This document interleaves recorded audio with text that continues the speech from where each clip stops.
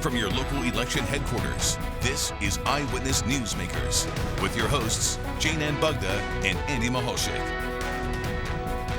Hello and welcome to Newsmakers from your local election headquarters. I'm Jane Ann Bugda. Today I will be joined by three veteran journalists to discuss the 2020 election. On the agenda, the ballot counts, the court challenges, and what lessons we've learned. I'll introduce you to my guest, and our conversation will begin when this edition of Newsmakers from your local election headquarters begins right after this.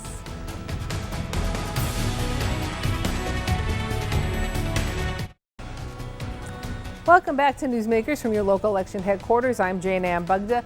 Andy Maholshik is on assignment, but I am joined by three veteran journalists to carry on the conversation about the 2020 general election, which went from election day to election week, which looks like it's going from to election month. I am joined by Boris Krotchniak from the Scranton Times-Tribune, Bill O'Boyle from the Wilkes-Barre Times-Leader, and Bob Kalinowski from the Wilkes-Barre Citizens Voice. Gentlemen, you were with us last week. We discussed the upcoming election. You know, we had election day. And I want to, emphasize to our viewers as we are taping this program, a lot of still indecision. Presidency still not decided. Some races not decided. The counting still continues. And I want to bring Boris, Bill, and Bob into the conversation because they have covered many elections, as I have here behind the scenes. And gentlemen, the pandemic played a big part in this year's election, but I want to get your overall impression of election day. What your impressions were of the local elections, state elections, and election in general. And Boris, I guess we'll begin with you. Well, for all the concerns about the way the vote counting was going on, I think that part of it went fairly smoothly. The Lackawanna County got done the night of the election, and Luzerne County got done the next day. That's pretty good. The Wayne County and Pike County in the 8th District also got done election night. Monroe's outstanding as of today, but they're going to be done shortly. I think, considering the number of mail-in ballots, I think everything went pretty well. Yeah, I mean, it went amazingly smooth. But of course, the difference this year, because of the pandemic, is the way people have voted. And the number of mail-in ballots is phenomenal. And as many people that voted via the mail, those ballots have to be counted. And it's going to take time. So people have to be patient. It's not just in northeastern Pennsylvania or in the state of Pennsylvania. It's everywhere. And all these ballots have been cast. And it's just as if they went to the polls that day and voted in person. They did vote. Their vote should count, and it will be counted. It's just that we have to wait until they are counted before we know the outcome of this election. Bob, what do you think? I think the key story about this election was turnout, whether mail-in ballot or at the polls. Nationally, I think there's 14 million more people who voted than in 2016. Joe Biden had 3 million more votes than Barack Obama did in that historic election in 2008. And even here in Luzerne County, there are 16,000 more people that voted in 2016. So turnout was just tremendous. And for it to be this razor thin nationally, that's pretty impressive. And even with the pandemic, we did see long lines, people waiting, waiting to cast their vote. With the no-excuse mail-in ballot, do you think that's something that we're going to now consider and say, hey, you know what, this is going to be here to stay. Let's do it this way because we got a lot of people involved? Mail-in ballots are here to stay. What really should change is when they are allowed to start counting them. There's really no reason to make them wait until election day to start counting them.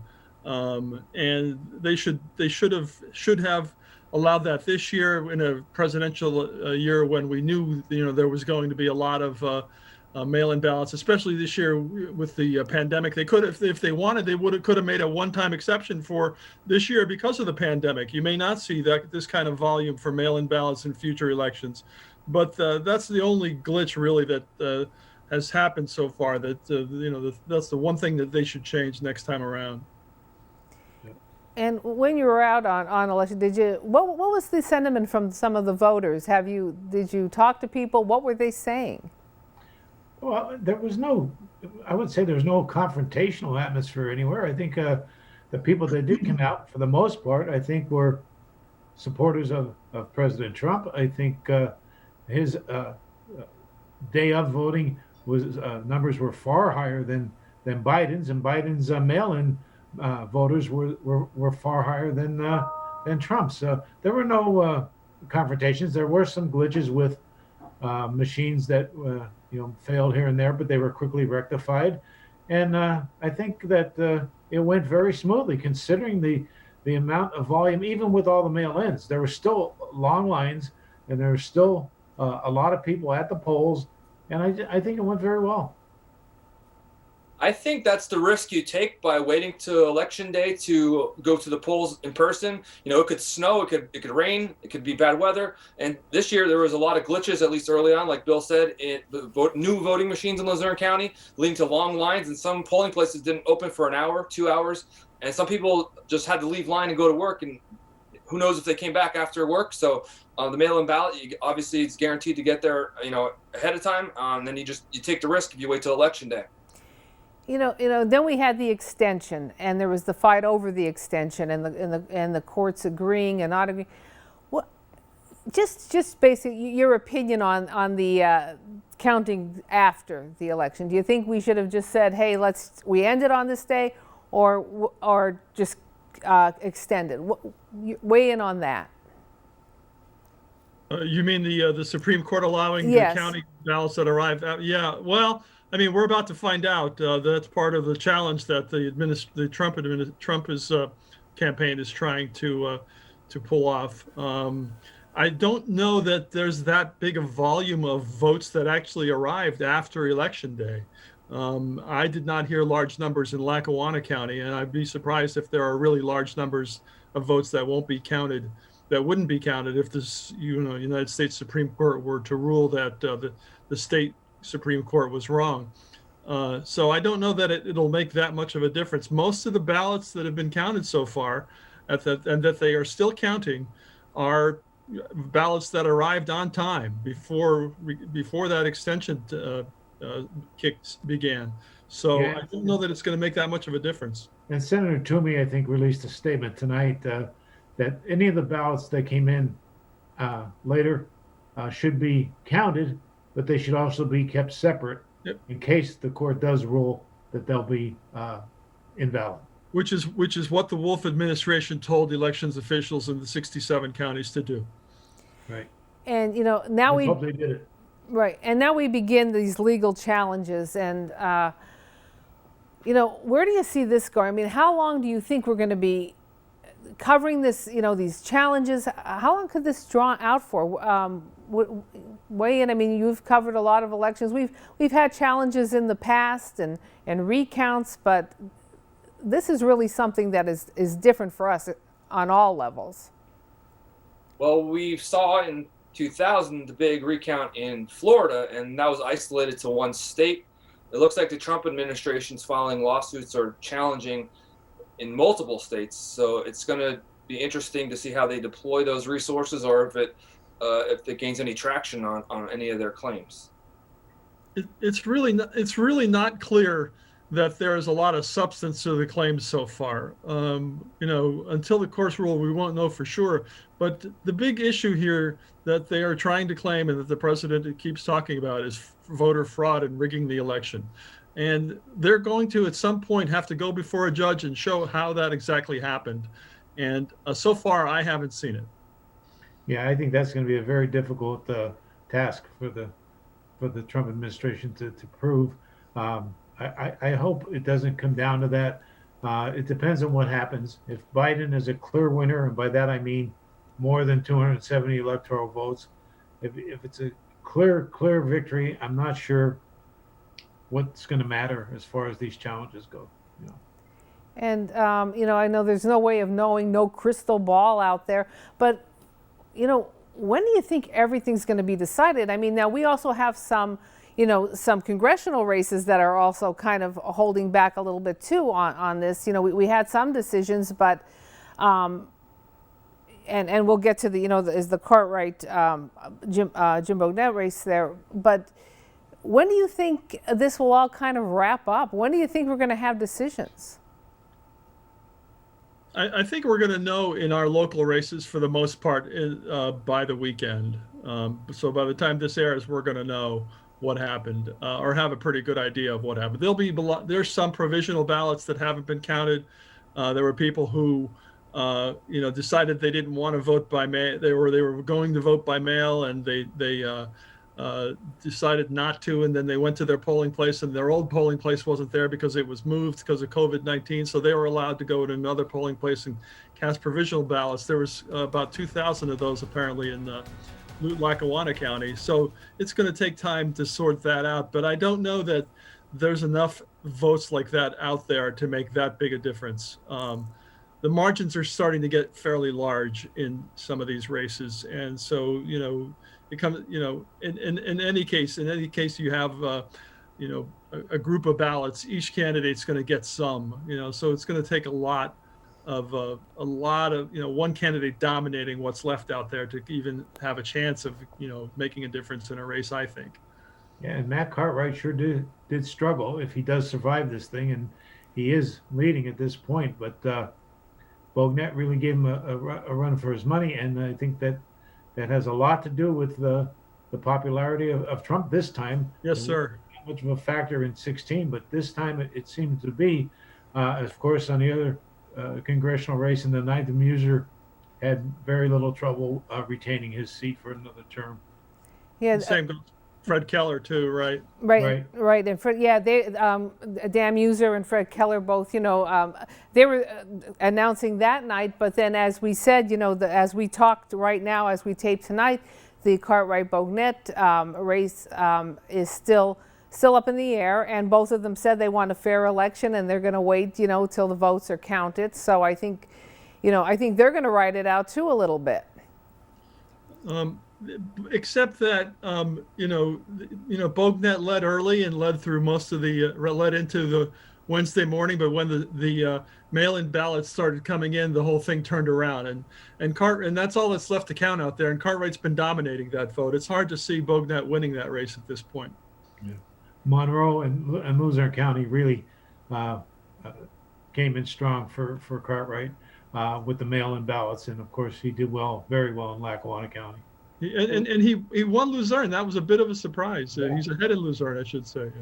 I was just going to say that Cartwright's up about 1,500 in Luzerne County, basically 51-49 over Bognett. So, Bill, you said Trump might have helped Bognett a little bit here, but Trump won Luzerne County by 22,000, and Bognett Cartwright split here in Luzerne. So you wonder if there was a Republican Party straight ticket, would that have helped Bognett? Yeah, I meant district-wide. I think that it was the Trump factor was much stronger this time. Okay, well, gentlemen, we are going to take a quick break, and I do want to remind everyone that to get the latest information, you can find that on pahomepage.com and our social media sites. We're going to take a quick break, and when we come back, we're going to continue our conversation. You're watching Newsmakers from your local election headquarters, and we'll be back right after this.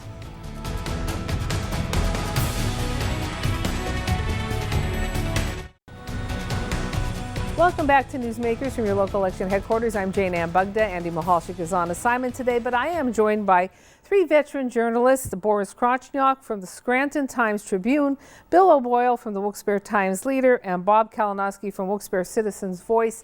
And gentlemen, last week when we were talking, about the races. We talked a little bit about the state races. So let's begin with the 114th race, and that was in the race with Representative Kozarowski facing James May.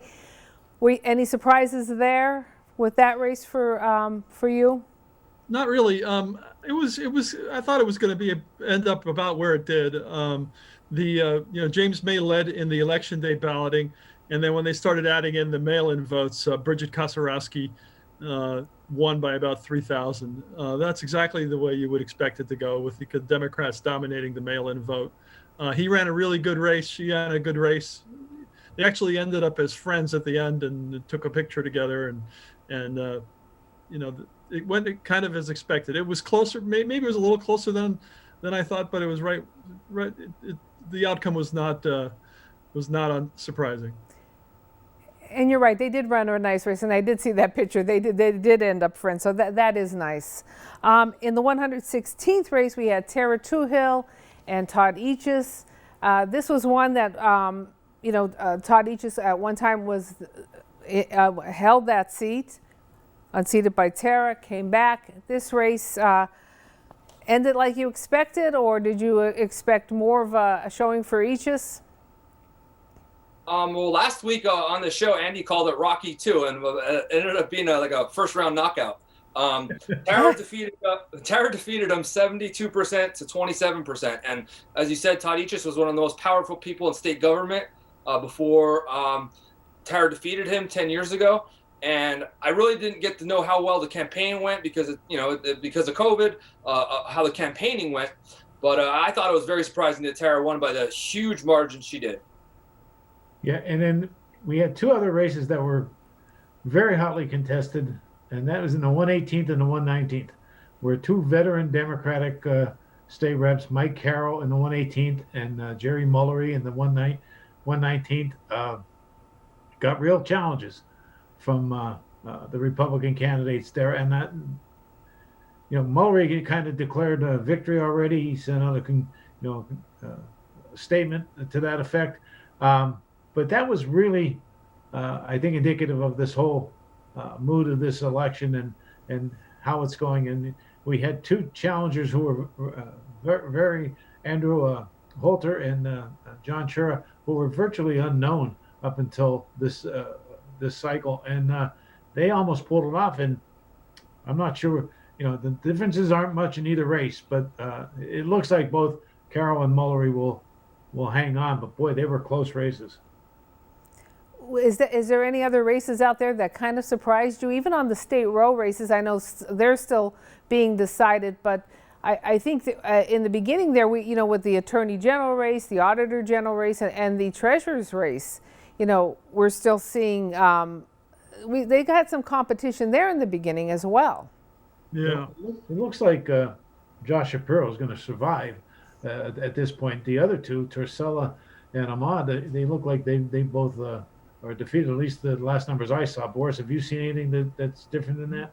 No, Ahmad and Torcella are trailing, and they would be the first, the DeFore and the other, I'm sorry, her name escapes me right, Garrity, would be the first Republicans to hold a row office in a long, long time.